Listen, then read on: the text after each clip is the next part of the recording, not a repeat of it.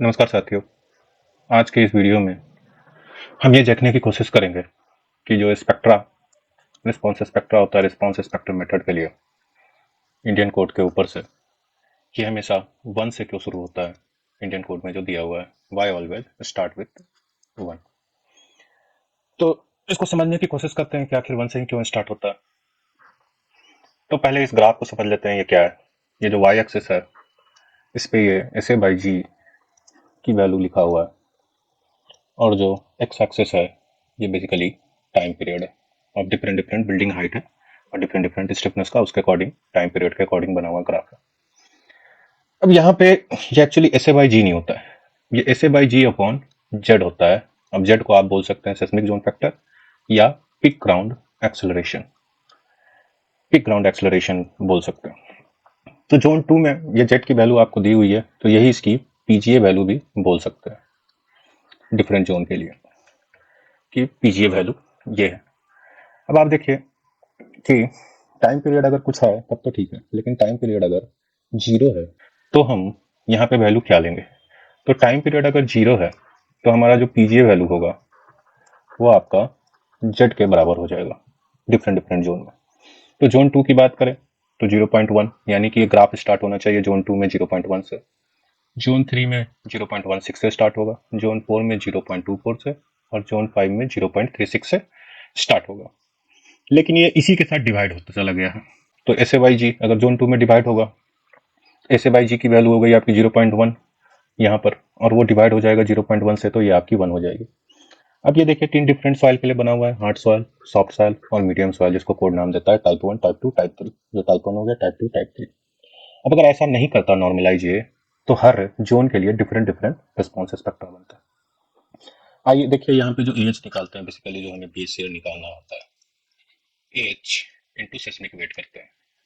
Seismic wait, अब ये unit less quantity है, बेस ईयर मेरा न्यूटन या किलो न्यूटन में आएगा, ये आपका एक्सलरेशन सॉरी सेस्मिक वेट है, ये न्यूटन किलो न्यूटन में होगा और ये यूनिट लेस है। अब यहाँ पे देखिए ये एस ए बाई जी है, जेट से डिवाइड होता है इसलिए यहाँ पर जेट से मल्टीप्लाई कर रहे हैं। तो ये तो आपको क्लियर हो गया। अब ये टू से क्यों करते हैं, तो ये जो रिस्पॉन्स स्पेक्ट्रा है ये मैक्सिमम कंसिडरेबल अर्थक्वेक के लिए बना हुआ है। इसका मतलब क्या होता है कि 2475 ईयर में अर्थक्वेक अपने आप को रिपीट करेगा और जिसकी प्रोबेबिलिटी है आने की 2% लास्ट 50 ईयर में। ये इतने साल में रिटर्न करेगा और आने की प्रोबेबिलिटी लास्ट 50 ईयर में 2% है। तो इसके ऊपर से हम डिजाइन नहीं करते क्योंकि रिस्पॉन्स डिजाइन करेंगे करस्पॉन्डिंग टू 5% डैम्पिंग के लिए ये दिया हुआ है। अब 5% डैम्पिंग, अगर डैम्पिंग ज्यादा होगा तो ये नीचे चला जाएगा, डैम्पिंग कम होगा तो ये जो ग्राफ है ये ऊपर चला जाएगा। तो ये टू से डिवाइड इसलिए किए हैं ताकि हमारा ये जो एमसी है ये कन्वर्ट हो जाए डीबीई में, डिजाइन बेस अर्थक्वेक में। इसका मतलब है कि 475 ईयर में अर्थक्वेक अपने आप को रिपीट करेगा और जिसकी प्रोबेबिलिटी है 10% आने की लास्ट 50 ईयर में। इसी के ऊपर से डिजाइन करते हैं, इसलिए हम यहाँ पर टू से डिवाइड करते हैं। एस ए वाई जी आपको बता ही दिया कि ये ऑलरेडी जेड से डिवाइडेड होता है। पिक ग्राउंड एक्सलेशन है ऑलरेडी जी से डिवाइड करके, जो ऐसे ऐसे होता है स्पेक्ट्रल एक्सलेशन में जी यूनिट में होता है, जी से डिवाइड कर दिया यूनिटलेस हो गया और उसको जेड से डिवाइड कर दिया ताकि वो नॉर्मलाइज हो जाए और ग्राफ मेरा वन में बन जाए। हाई इंपॉर्टेंस फैक्टर है कि बिल्डिंग मेरी कैसी है, इंपॉर्टेंट बिल्डिंग है या रेजिडेंशियल बिल्डिंग है, कैसी बिल्डिंग है, ये 1 से 1.5 तक वैरी करता है। अब आर की वैल्यू दे रहा है कि हमें आर यहाँ पे डिवाइड किया है एच में। एक्चुअली ये जो रिस्पॉन्स स्पेक्ट्रा है ये इलास्टिक रिस्पॉन्स स्पेक्ट्रा है, हमें इसको इन इलास्टिक रिस्पॉन्स स्पेक्ट्रा में कन्वर्ट करना है, इसलिए हम आर से डिवाइड करते हैं। एक्चुअली होगा क्या कि मान लीजिए कि कोई एक स्ट्रक्चर है और एक स्ट्रक्चर मैंने ले लिया यहाँ पे और स्ट्रक्चर ले लिया और यहाँ पे मैं बेस शेयर निकाल रहा हूँ, इलास्टिक एनालिसिस कर रहा हूँ और ये मूव कर रहा है अर्थक्वेक के कारण, ये डेल्टा रूप हुआ तो ये इलास्टिक हुआ। हम इलास्टिक लेंगे तो जब बेस शेयर और डिफॉर्मेशन, रूप डिफॉर्मेशन के बीच में ग्राफ बनाएंगे तो ये मेरा स्ट्रेट लाइन बन के आएगा।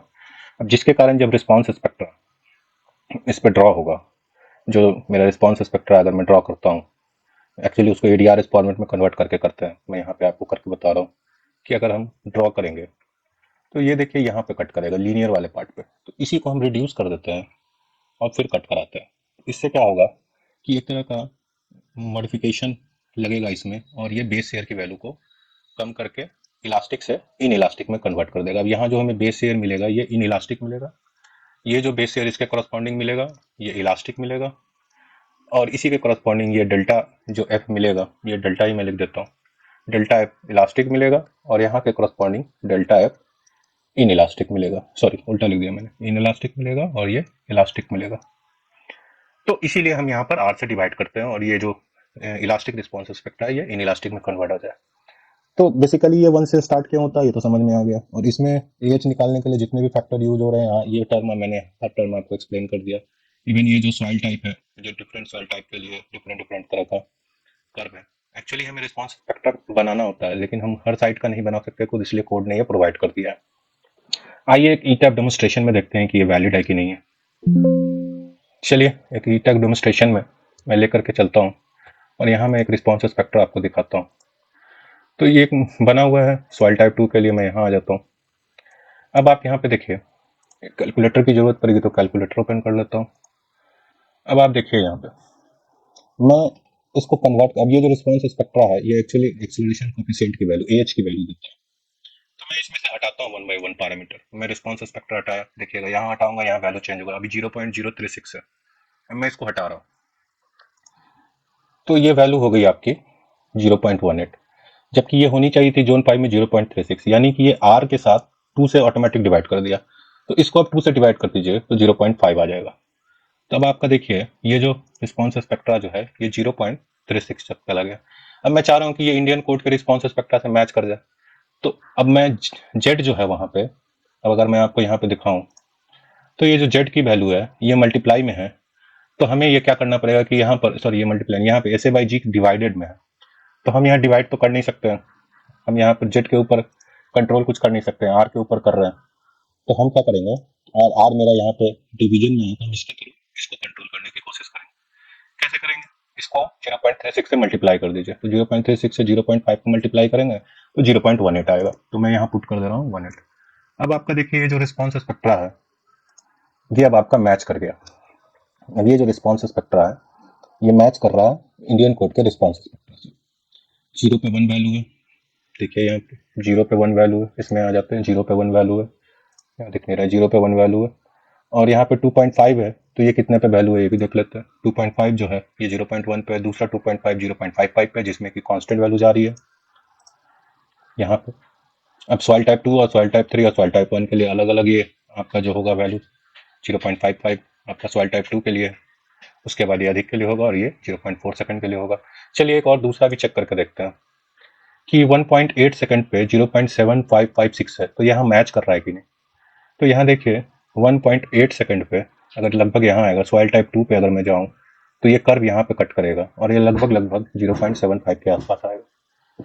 तो यही मैं आपको बताना चाह रहा था कि ये 1 से स्टार्ट क्यों होता है, और ये जो एक्सेलरेशन कोएफिशिएंट में जो पैरामीटर लिए हुए हैं वो किस तरह से काम करेंगे। तो बाकी चीज़ें आप लोगों को समझ में आ गई हो। कोई अगर क्वेश्चन हो तो आप लोग कमेंट बॉक्स में लिखिए। Thank you.